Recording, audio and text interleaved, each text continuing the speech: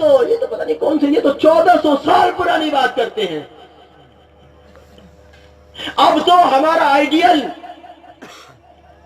اور ہماری ترقی کا سبب جدید آلات و اسباب ہیں، جدید تعلیم ہے. اور جہاں جدید تعلیم ہو تو صاحب ہم 1400 سال پہلے نازل ہونے والے قرآن کو کیسے اختیار کر سکتے ہیں؟ استغفر اللہ. بس یہیں سے بنیاد چلتی ہے. ہمارے تنزل کا سبب یہی ہے، ہمارے تنزل کی شروعات یہاں سے ہوتی ہے. کوئی کسی کانوینٹ میں پڑھنے والا ہو یا اس ملک کا سب سے اچھا انگلش داں ہو، اس ملک کے سب سے عظیم عہدے پر فائز ہو، یا اس ملک کا سب سے امیر ترین شخص ہو، یا پھر فٹ پاتھ پر بیٹھ کر وہ بیچارہ اللہ کے نام پر 1 روپیہ مانگنے والا سائل اور فقیر ہو، یاد رکھنا اس سائل سے لے کر اس عظیم المرتبت صاحب منصب تک، اس بے پڑھے لکھے شخص سے لے کر ملک کے سب سے بڑے تعلیم یافتہ شخص تک، جتنے بھی مرحلے انسانیت کے، جتنی بھی کیٹیگری کے لوگ اس درمیان میں پائے جائیں گے، ہر ایک کی ترقی، ہر ایک کی ترقی اور ہر ایک کا تنزل، اس کی بنیاد قرآن ہوگی. اگر اس کو پکڑے گا ترقی پائے گا، اس کو چھوڑے گا تنزل کا شکار ہوگا. یہ اصول ہے، یہ بنیاد ہے. ورنہ اے پڑھے لکھے نوجوانوں اور اپنی پڑھائی لکھائی کے دعوے داروں، اے امیری اور کبیری کے دعوے داروں، اپنے عہدوں کے سامنے دوسرے غریبوں کو توجہ نہ کرنے والوں، ایک بات یاد رکھو. میں نے عرض کیا تھا شاید اب سے پہلے بھی اسی جگہ پر کہ اللہ کے رسول صلی اللہ علیہ وسلم جس مکہ مکرمہ میں تشریف لائے تھے، اس مکہ مکرمہ کے اندر بھلے آج کے جیسی ڈگریوں کا وہ دور نہ رہا ہو، بھلے آج کے جیسے بینک بیلنس اور پراپرٹی کا سسٹم نہ رہا ہو، لیکن اس دور میں بھی یونیورسٹیز اور کالجز کے نہ ہونے کے باوجود، بڑے بڑے مدرسے اور جامعات نہ ہونے کے باوجود، بہت سارے ایسے ماہرین فنون موجود تھے جن کی تعلیم اور جن کے علم کا لوہا اس وقت کے علم کے اعتبار سے اس وقت بھی مانا جاتا تھا. اور اس وقت بھی دور کے اندر، دنیا کے اندر ایسے لوگ بستے تھے جو بڑے بڑے رئیس اور امیر ترین لوگ تھے. لیکن اللہ کی قدرت، اگر ان کی زندگیوں میں قرآن نہیں رہا اور انہوں نے نبی علیہ الصلوۃ والسلام کی بعثت کے بعد بھی اگر قرآن کریم کا اتباع نہیں کیا، نبی صلی اللہ علیہ وسلم کا اتباع انہوں نے اگر نہیں کیا، تو یہ ساری دھرتی اور سارا آسمان اس بات پر گواہ ہے، تاریخ کی بڑی بڑی کتابیں اس بات پر شاہد ہیں، یہ علماء کرام اس بات کو رات اور دن بتاتے ہیں کہ وہ لوگ جنہوں نے قرآن اور رسول علیہ السلام کو فراموش کیا، اللہ رب العزت نے انہیں ایسا ذلیل کیا. کتنے لوگ ایسے ہیں انہیں قبریں بھی نصیب نہ ہو سکی، اور ان کی وجہ ان کے اس تنزل اور ذلت کا سبب دولت پر فخر کرنے والوں، اپنے عہدوں کے سامنے دوسروں کو فراموش کرنے والوں، اپنی تعلیم کے مقابلے میں دوسروں کو جاہل کہنے والوں. اٹھا کر دیکھو تاریخ، مکہ مکرمہ کی ذرا گلیوں کے اندر ذرا گشت تو کرو. اگر نبی صلی اللہ علیہ وسلم پہاڑ کے اوپر تشریف لے گئے ہیں اور لوگوں کو مخاطب کر کے قولوا لا الہ الا اللہ کی دعوت دی ہے، تو نبی صلی اللہ علیہ وسلم کے اس پیغام کی بغاوت کرنے والا ابو لہب دنیا کے سب سے زیادہ ذلیل ترین لوگوں میں سے ایک ہے. جب آپ نماز پڑھتے ہیں، جب آپ قرآن کی تلاوت کرتے ہیں، آج نہیں، آج سے پہلے 1000 برس پہلے، 1100 1200 1300 1400 برس پہلے، اور آج نہیں، آج کے بعد قیامت کی صبح تک جب تک آپ قرآن پڑھتے رہیں گے، ابو جہل کی ذلت کے گواہ بنتے رہیں گے. ابو لہب کی بات کر رہا ہوں. جرم کیا ہے؟ کون سی کمی تھی؟ سرداری نہیں تھی؟ مکے کا سردار تھا. جب مکے کا سردار تھا تو ظاہر بات ہے فقیر بھی نہیں تھا، عہدہ بھی تھا، مال و زر بھی تھا. لیکن جب وہ ذلیل ہونے پر آیا تو نہ اس کا عہدہ اس کے کام آیا، نہ اس کی سرداری اس کے کام آ سکی۔ جب اس کے مرنے کا وقت آیا، ایسا تعفن اس کے جسم کے اندر پیدا ہو گیا، ایسی بدبو اس کے جسم کے اندر پیدا ہو گئی، لوگوں نے اس کو مکہ مکرمہ سے باہر نکال کر ڈال دیا، اس سڑی ہوئی لاش کو، زندہ لاش کو، ابھی زندہ ہے، کم وقت مرا بھی نہیں، اس بدبودار مجسمے کو کون شہر میں رہنے دے؟ اور جب خبر پہنچی بھائی وہ تو چلا گیا جہنم میں، اس کو قبر بھی نصیب نہ ہو سکی۔ کچھ نوجوانوں نے ہمت کر کرا کے جیسے تیسے کر کے ایک گڑھا سا کھود کر اور بس ایسے ہی ڈنڈوں کے ذریعے سے اس کو اس میں ڈال دیا، اس سڑی ہوئی لاش سے اللہ کی پناہ۔ وہ سڑی ہوئی لاش، یہ تو کل تک کا سردار تھا، مکے والے اس کے پیچھے حاضر ہو جناب اور سلام صاحب اور جانے کیا کیا اس وقت کے آداب اور القاب کے اعتبار سے اس کے آگے پیچھے گھومتے تھے۔ کیا وجہ رہی؟ جب وہ ذلیل ہوا کیوں اس کا عہدہ اس کے کام نہ آ سکا؟ جب وہ ذلیل ہوا کیوں اس کی تعلیم اس کے کام نہ آ سکی؟ جب وہ ذلیل ہوا کیوں اس کی سرداری اس کے کام نہ آ سکی؟ جب وہ ذلیل ہوا اس کے خزانے اور اس کا عزت اور اس کا مرتبہ اور اس کے مناصب کیوں اس کے کام نہ آ سکے؟ میرے بزرگوں، عزت کی بنیاد قرآن ہے، عزت کی بنیاد اتباع رسول علیہ السلام ہے۔ اسی ہندوستان کی یہ تاریخ گواہ ہے، ہندوستان کی سرزمین گواہ ہے، ہندوستان کے اندر نکلنے والا سورج اور چاند اور یہ ستارے اس بات پر گواہ ہے، یہ وہ ہندوستان ہے جس ہندوستان کے اندر پیدا ہونے والے کسی ہندو یا کسی مسلمان نے یہ نہیں سوچا ہوگا کہ کبھی اس ہندوستان کے اندر مسلمان مغلوب بھی ہو سکتا ہے۔ لیکن ہم اور اب اس بات کے گواہ ہیں، تاریخ کی وہ تابناکی جو تاریخ میں گزر گئی، اس تابناکی کے بعد اب تو بس حسرتیں ہیں، تاریخ کو لے کر پیٹتے رہو، ہائے تاریخ ہم نے یہ کیا، ہائے تاریخ، ہائے ہندوستان ہم نے تیرے لیے یہ کیا، ہائے ہندوستان ہم نے تیرے لیے یہ کیا۔ اب تو یہ ہے کہ مسلمانوں تم نے جو کچھ کیا وہ سب کیا، اب تو یہ بتاؤ تم ہندوستان کے وفادار ہونے کا پہلے ثبوت پیش کرو، باقی باتیں بعد میں ہوں گی۔ اب تو ہندوستان کی وفاداری کا ثبوت پیش کرنا ہوگا، پہلے ہندوستان کی وفاداری کا ثبوت پیش کرو، اس کے بعد آگے کی باتیں ہوں گی۔ اب یہ حال ہے، جانتے ہیں اس کی وجہ کیا ہے؟ جیسے تیسے بھی تھے پہلے لوگ، کم سے کم اگر اتباع کے بعض پہلوؤں میں کمزور رہے ہو، لیکن عام طور پر معاشرے میں گناہوں کا رواج نہیں تھا۔ دیکھو اعمال حسنہ سے اللہ رب العزت کی مدد آیا کرتی ہے، اور اعمال سیئہ سے، گناہوں کے رواج سے اللہ رب العزت کا غضب آیا کرتا ہے۔ ہم سمجھتے ہیں تیز تند ہواؤں کے ذریعے سے ہمارے مکانات اڑ کر دوسرے شہر میں، دوسرے گاؤں میں پہنچ جائیں، اور لوگوں کی شکلیں مسخ ہو جائیں، اور لوگ زمین میں دھنس جائیں، اور آسمانوں سے پتھر برسنے لگے، اور صاحب پڑوس کے دریا ہمارے گاؤں میں گھس جائیں، اس کا نام عذاب ہے؟ نہیں میرے بھائیوں، اللہ رب العزت کی لاٹھی بے آواز ہے، اس کے پاس لاکھوں کروڑوں شکلیں ہیں، وہ جانے کون سی قوم کے اوپر کی شکل کا عذاب نازل کرے گا۔ ہم سمجھیں گے جب ہماری شکلیں مسخ ہو جائیں گی، اللہ کی پناہ، اس وقت سمجھیں گے کہ عذاب آ گیا۔ جب پڑوس کے گاؤں میں بہنے والے دریا ہمارے گاؤں اور شہروں کے اندر چڑھ آئیں گے اور ہمارے گاؤں کو خش و خاشاک کی طرح سے بہا کر لے جائیں گے، جب ہمارے بیوی اور بچے کسی غضب الہی کی وجہ سے جو ہم سے جدا ہو جائیں گے، ہم سمجھیں گے غضب آ گیا، عذاب آ گیا۔ نہیں، یہ جو احوال ہم دیکھ رہے ہیں یہ کون سے عذاب سے کم ہے؟ ہمیں بتاؤ، تم کیا کھاؤ گے ہم طے کریں گے،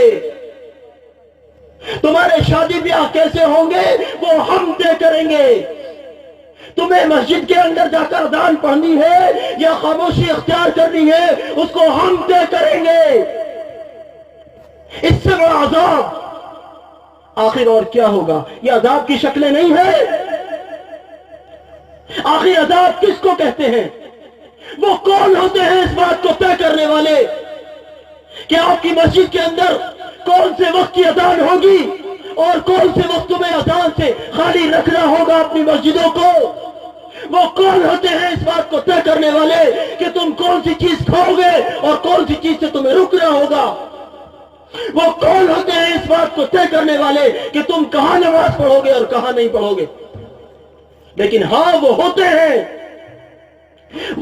ہیں جب ہم اللہ رب العزت کی بادشاہت کو نعوذ باللہ اپنے گناہوں کے ذریعے فراموش کر دیں گے تو پھر تو اس ملک کا تنکا بھی ہمارے اوپر شہنشاہیت کے خواب دیکھے گا۔ جب تک ہم نے اللہ رب العزت کی شہنشاہیت کو قبول کیا، جب تک اللہ رب العزت کو اپنا شہنشاہ ہم نے تسلیم کیا، جب تک اللہ رب العزت کو اپنا شہنشاہ تسلیم کرتے ہوئے اس کے حکموں کے ساتھ اپنی زندگیوں کو گزارتے رہے، اس وقت تک دنیا کے شیر اور دنیا کی سپر پاورز ہماری غلام بن کر رہی ہیں۔ یہ ان علماء سے پوچھو، یہ بتائیں گے تاریخ، جو اپنے وقت کی اپنے آپ کو سپر پاور کہتے ہو۔ اللہ کا شکر ہے ہم مسلمانوں کی غلام رہی ہیں دنیا کی سپر پاور۔ آج کیا وقت ہے؟ دنیا کی لومڑیوں کے ہم غلام ہیں۔ دنیا کی لومڑیاں ہمارے اوپر حکمرانی کے خواب دیکھ رہی ہیں، وجہ کچھ بھی نہیں، بس ایک ہی وجہ ہے قرآن، ایک ہی وجہ ہے اتباع قرآن و سنت۔ انہوں نے قرآن و سنت کا اتباع کیا، وہ بلندی کو پہنچے۔ ہم نے قرآن و سنت کے اتباع کو فراموش کیا۔ ہمارے سامنے ہے ہمارے حوالے، ہم کہاں ہیں، کتنی عزت والے ہیں۔ ابھی مفتی صاحب فرما رہے تھے کوئی 1-2% کا نیتا ہمارے معاشرے میں آ جائے اور بس اپنے برابر کرسی میں بٹھا لے، واہ واہ ماشاءاللہ میرے تو تعلقات اس ملک کے بہت بڑے وزیر اعظم سے ہیں، واہ واہ، ایسا لگتا ہے جیسے کسی فرشتے سے تیرے تعلقات ہیں۔ وہ بیچارہ خود بھی حرام خور، حرام کے ذریعے سے اس کا پیٹ بھرتا ہے۔ سب کو نہیں کہہ رہا ہوں بھائی، ایمانداروں سے معافی چاہتا ہوں، ایماندار تو ایماندار ہیں صاحب، ان کو ہم سلام کرتے ہیں۔ وہ آیا ہی کئی بار، کئی لوگ آتے ہی اس میدان میں اس لیے ہیں کہ حرام کے لقمے طرح مزیدار ملتا ہے، اور زندہ باد مردہ باد بھی خوب ہوتی ہے، رسمی سی ذلیل سی عزت۔ استغفر اللہ، کیا اس کو بھی عزت کہتے ہیں؟ اس کو بھی عزت کہتے ہیں جس کو وہ عزت سمجھتے ہیں؟ ہم اسے کسی ذلت سے کم نہیں سمجھتے۔ اللہ رب العزت کی عزت ہے، اس کے رسول کی ہے اور اس کے ماننے والوں کی ہے۔ اس کے باقی کب سے عزت والے بن گئے؟ اس کے باقی کیسے عزت والے بن سکتے ہیں؟ اور وہ بھی حرام کی روٹیاں توڑنے والے کب سے عزت والے بن گئے؟ اور بھلا کون سے اصول ہیں ان کے پاس عزت کے؟ میرے بزرگوں، اپنے آپ کو سنبھالو۔ ہمارا معاشرہ، ہم جس مجھے اصل میں مجھے وقت نہیں ملا، میں کچھ اور کہتا، اب جتنا وقت ہے اس کے اعتبار سے بس اپنی بات کو زیادہ نہیں پھیلا سکتا ہوں، کیونکہ پھر جب میں پھیلاؤں گا وقت میرا کہے گا کہ صاحب وقت ختم ہوا، اس لیے میں نے اپنی بات کو زیادہ نہیں پھیلا رہا ہوں۔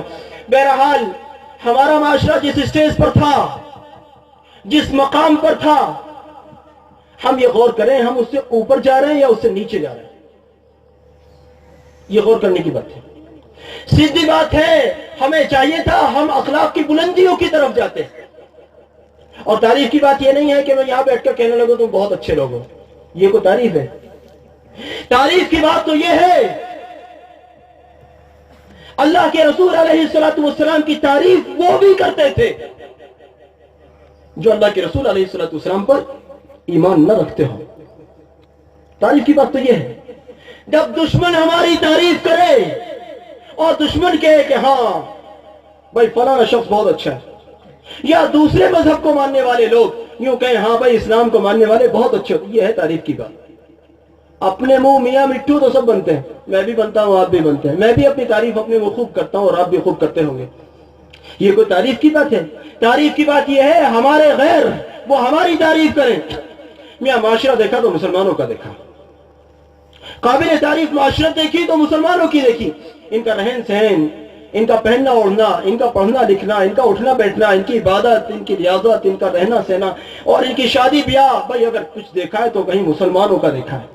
آج کیا حال ہے؟ آج کیا حال ہے؟ اگر ہم 2-4 لفظ انگلش کے پڑھ بھی جائیں تو کئی بار نہ وہ اپنے کام آتے ہیں نہ دوسروں کے لائق ہوتے ہیں۔ کیونکہ وہ قومیت کا تو سوال ہی پیدا نہیں ہوتا. وہ تو ہم نے پڑھا بھی اس لیے تھا کہ ہمارے پاس دولت چل کر آئے گی، اور نہ ہم جانتے ہیں کہ قوم کیا چیز ہوتی ہے. وہاں تو کوئی مطلب ہی نہیں ہوتا.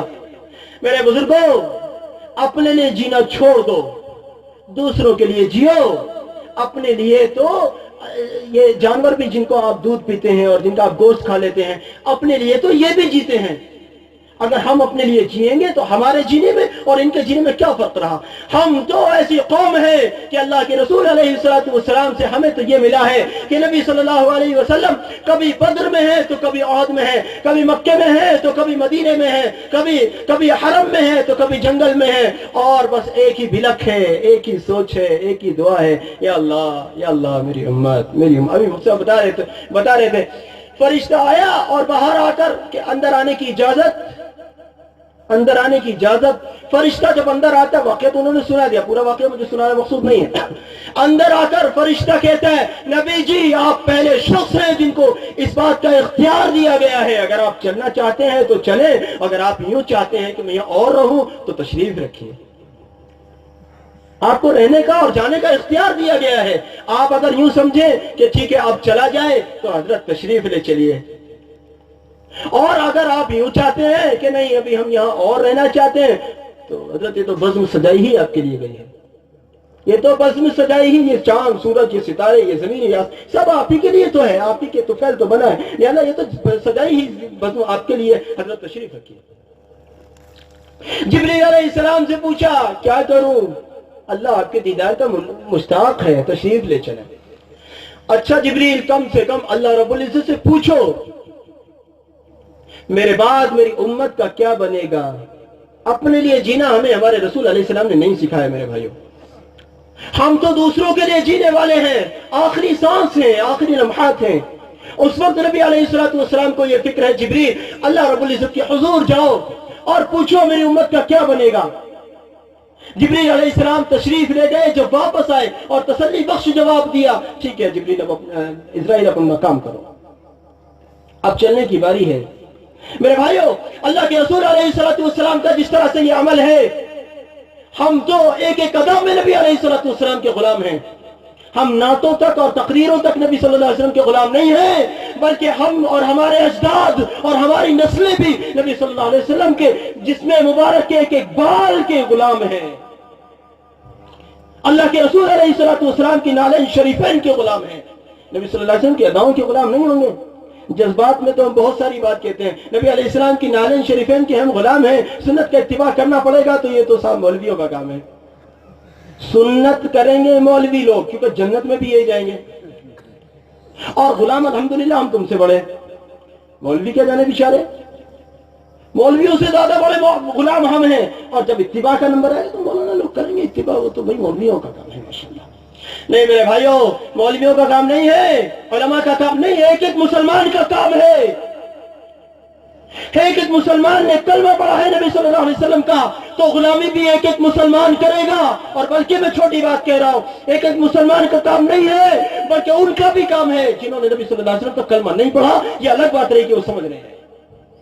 ساری انسانیت کے لیے جب رسول صلی اللہ علیہ وسلم بحیثیت رسول کے مبعوث ہوئے ہیں تو ساری انسانیت کے لیے غلامی کا پیغام ہے. ساری انسانیت غلام ہے. نبی صلی اللہ علیہ وسلم صرف مسلمانوں کے رسول نہیں ہیں، سارے انسانوں کے رسول ہیں. نبی صلی اللہ علیہ وسلم صرف انسانوں کے رسول نہیں ہیں، ساری کائنات کے رسول ہیں. جب ساری کائنات کے رسول ہیں تو صرف مسلمان غلام نہیں ہے، ساری کائنات غلام ہے، سارے انسان غلام ہے، چاہے ان کا مذہب اپنی ہٹ دھرمی میں کچھ بھی صحیح. اس لیے اے لوگوں، تمہارا مذہب کچھ بھی ہو، یاد رکھو تمہاری نجات کے لیے اللہ نے اپنے رسول علیہ السلام کو بھیجا ہے. اپنے معاشرے کے اندر رسول علیہ السلام کے پیغام کو داخل کرو، اور صرف داخل نہ کرو بلکہ اس کو نافذ کرو. کہتے ہیں صاحب ایسے حکمراں، ایسی حکومت، تمہیں کسی نے روکا ہے سنت کے مطابق شادی نہ کرنا؟ پورے گاؤں، کیا نام ہے اس گاؤں کا، پورے گاؤں کو کھلانا، چاہے سود کا قرض لینا پڑے، چاہے بھیک مانگنی پڑے، پورے گاؤں کی دعوت کرنا ضروری ہے. یہ کیا بات رہی؟ تم میں جو شخص اس ملک کا سب سے بڑا امیر بھی ہو، बाज सहाबा रजी अल्लाह अन्हुम उनसे भी ज्यादा अमीर थे, उसके बावजूद अल्लाह का फजल है उनके शादी ब्याहों के नाम पर कोई न कर्ज लिया जाता है, न रस्म रवाज होते हैं, बल्कि ऐसी शादियां भी सहाबा रज़ी अल्लाह अन्हुम में पाई जाती हैं।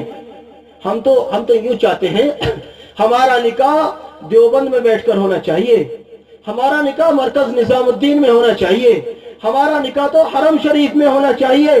सहाबा रज़ी अल्लाह अन्हुम का निकाह कितनी मर्तबा ऐसा होता है कि अल्लाह के रसूल अलैहिस्सलातु वस्सलाम मदीना मुनव्वरा के अंदर तशरीफ रखते हैं और मुश्किल नहीं है कि नबी अलैहिस्सलातु वस्सलाम किसी का दिल नहीं तोड़ सकते, लिहाजा अगर हमारी दावत पहुंचे बईद नहीं है कि नबी अलैहिस्सलातु वस्सलाम कबूल फरमा लें। उसके बावजूद अच्छा फिर कायनात में नबी सल्लल्लाहु अलैहि वसल्लम जैसा ना तो पहले से बात तक कोई हुआ है, बिलखुसूस उस दौर में कहां से लाएंगे। इतनी अजीमुल मर्तबा शख्सियत मदीना मुनव्वरा के अंदर जलवा अफरोज है। हो सकता है कि हम अपना निकाह नबी अलैहिस्सलातु वस्सलाम के दस्ते मुबारक से कराएं, लेकिन नहीं, नबी अलैहिस्सलातु वस्सलाम को पता भी नहीं चला और निकाह हो गया। हमारे यहां जब तक पूरे खित्ते को न पता चल जाए, और खित्ते को छोड़ो जनाब, जब तक सूदबाज लोगों को न पता चल जाए, दो चार लोगों से साहब आप भी जरा 20,000 का सूद का कर्ज दे दो, आप जरा 50,000 का दे दो, आप जरा 1 लाख का दे दो, जब तक दो चार ऐसे शैतानों को पता न चल जाए, जब तक हमारे यहां शादी तो बहुत दूर की बात है, बेटी का रिश्ता नहीं होता। और फिर कहते हैं मौलवी साहब मैं अपनी बेटी की शादी कर रहा हूं और मैं यहां का बहुत बड़ा मुखिया हूं, मौलवी साहब जरा दुआ कीजिएगा बरकत हो जाए। वाह माशाअल्लाह, कितनी बढ़िया बात है, कितनी अच्छी बात कही आपने। तरीका इख्तियार करोगे शैतानों का, तरीका इख्तियार करेंगे शयातीन का, और बरकत चाहेंगे नबी अलैहिस्सलाम के गुलामों से। क्या अक्लों पर पर्दे पड़ गए। ये फिजूल खर्च लोग जो शादियों के नाम पर फिजूल खर्चियां और खुसूसन सूद का कर्ज लेकर जो फिजूल खर्चियां कर रहे हैं, मैं नहीं कहता, मेरी जुर्रत नहीं है, ये उलमा मेरी कान पकड़ लेंगे, मेरी जुर्रत नहीं, हदीस में है ये लोग शैतान के भाई हैं, ये लोग शैतान के भाई हैं। दुआ कराना चाहते हैं उलमा से, हजरत सारे शयातीन को हमने जमा किया है, सारे शैतान आएंगे जो खड़े होकर पेशाब करेंगे, खड़े होकर खाएंगे जानवरों की तरह से, और जो हम उनको खिलाएंगे वो हराम का लुक़मा होगा सूद के वास्ते से, सूद का कर्ज हम उनको खिलाएंगे। बस आपकी दुआओं की जरूरत है कि हमारे इस हराम में शैतानों की मजलिस में बरकत हो जाए, वाह, ताकि शैतान कभी घर से निकले ही ना। माशाअल्लाह, क्या बात है। मेरे भाइयों अपने माशरे को पस्ती की तरफ न ले जाओ। मैं एक बात कहता हूं, फिर चूंकि मेरा ख्याल है मेरा वक्त पूरा हो गया होगा, एक बात सुनो, हम करोड़ों रुपए शादी और ब्याह के नाम पर बर्बाद कर रहे हैं, और हमारी कौम बेचारी नाखानदगी का तमगा लिए फिर रही है। हमारे ऊपर ये इल्जाम है मुसलमान नाखानदा होते हैं, हालांकि अगर आपका ये इल्जाम सही भी हो तो हुजूर याद रखिए, हम नाखानदों ने ही इस मुल्क को सजाया है, इस मुल्क को ताजमहल हम बेपढ़े लिखों ने दिया है, इस मुल्क को कुतुब मीनार हम बेपढ़े लिखों ने दिया है, इस मुल्क को हजारों किले हम बेपढ़े लिखों ने दिए हैं, इस मुल्क को पहली और आखिरी बार मुत्तहिद हम बेपढ़े लिखों ने किया है, जिनके ऊपर बेपढ़ा लिखा होने का इल्जाम है। लेकिन चलिए अगर हम मान भी लेते हैं कि साहब मुसलमान बेपढ़े लिखे होते हैं, तो फिर मुसलमानों की जिम्मेदारी होती है, तालीम के नाम पर सिर्फ गैरों के इदारों की तरफ क्यों रुजू करते हो। अपने शादी ब्याहों की फिजूल खर्चियों को रोको, और उसको रोकने के जरिए जो रकम जमा हो उसको कौमी मफाद में खर्च करो।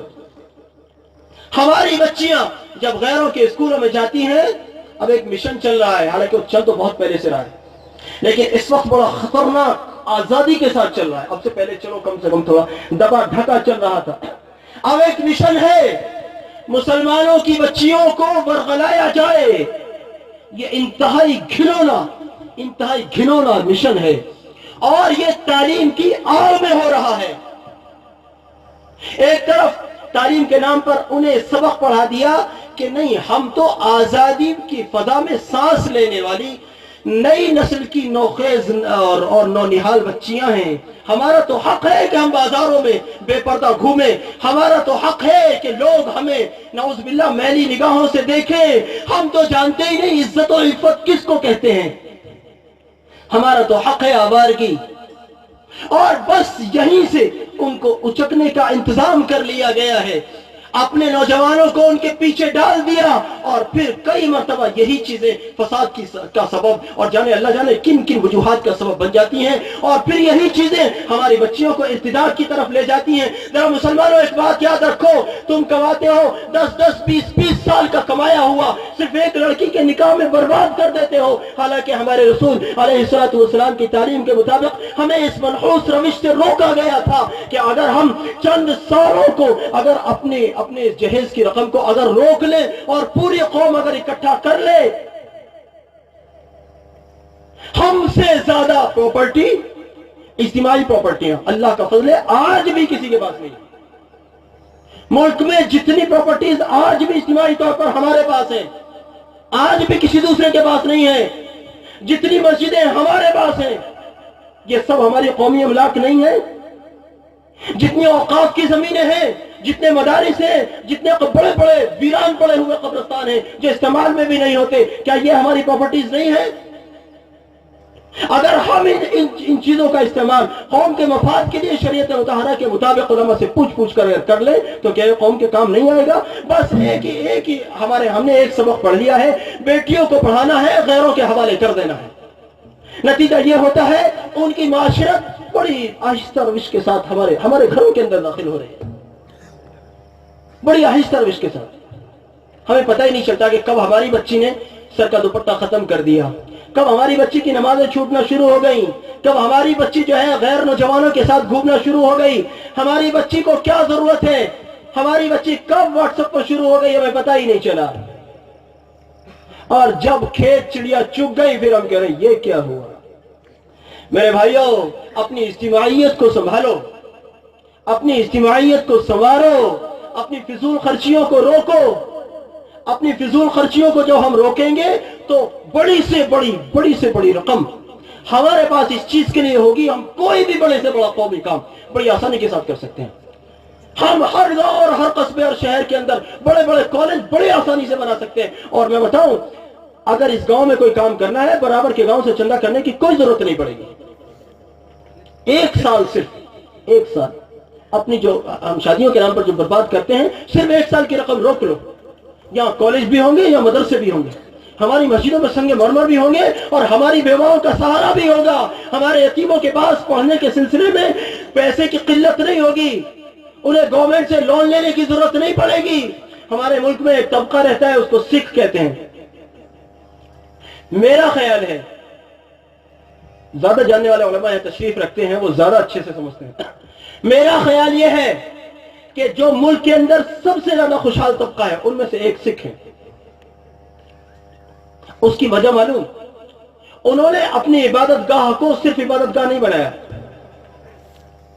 انہوں نے اس کو ایک قومی فنڈ کے ساتھ مربوط کیا. اب کسی کو کاروبار کرنا ہے تو ان کی عبادت گاہ ان کو کاروبار کرا سکتی ہے بصورت ضرورت. کسی کو شادی کرنی ہے، کیوں صاحب یہ تو ہم مسلمانوں کے کام تھے، یہ تو ہمارے کام تھے، ہم نے کیوں فراموش کر دیے؟ اگر ہم ان کاموں کو انجام دیتے، چاہے حکومت کسی کی بھی ہو، کل بھی انہی کی تھی، آج بھی ہماری انہی کی ہے. کل بھی ہم حکمراں نہیں تھے، آزادی کے بعد سے لے کر آج تک. ہمیں بتاؤ کون سا سی ایم یا پی ایم ہمارا ہے؟ تم کہتے ہو فلانا بن گیا. ارے کل بھی تو وہی بنا ہوا تھا. ناموں کا فرق پڑا، پارٹیز کا فرق پڑا، اس کے علاوہ کیا فرق پڑا؟ کچھ بھی نہیں. جو وہ تھے وہ کوئی 19 کو 19.5 کو 20 کو 21 بس اتنا فرق ہو، باقی کوئی فرق نہیں. جو کل تھے وہ آج ہے. مایوسی کی وجہ کوئی وجہ ہی نہیں. کیوں خواہ پریشان ہوتے ہو؟ اس لیے میرے بھائیوں، علماء کی سرپرستی اختیار کرتے ہوئے ان کی سرپرستی میں اپنی اجتماعیت کو نکھارو، اپنی اجتماعیت کی طرف فکر کرو.